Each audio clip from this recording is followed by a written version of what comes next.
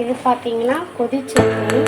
இது வந்து வெங்காயம், தக்காளி, பச்சை மிளகாய் போட்டு நல்லா மிக்சியில் அரைச்சிட்டு நமக்கு கருவேப்பிலை கிடைக்கல, அதனால் போட்டுட்டு அப்படியே நல்லா ஒரு 5 மினிட்ஸ் வந்து நல்லா வந்து கொதிக்க விட்டுறணும். அதுக்கப்புறம் நம்ம வந்து சர்வ் பண்ணிக்கலாம். இது இட்லிக்கு தோசைக்கு சூப்பராக இருக்கும். ட்ரை பண்ணி பாருங்கள். ஹாய் ஃப்ரெண்ட்ஸ், இன்றைக்கி நைட் டின்னர் பார்த்தீங்கன்னா எப்பவும் போல் பஞ்சு போல் இட்லி எப்படி ஒயிட்டாக பாருங்கள்.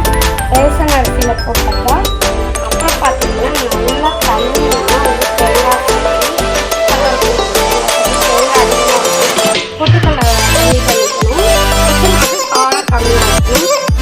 பார்த்தீங்கன்னா இது பொடி சட்னி சூப்பராக இருக்குங்க. அந்த தேங்காய் சட்னிக்கும் பொடி சட்னிக்கும் அம்மா காம்பினேஷன்.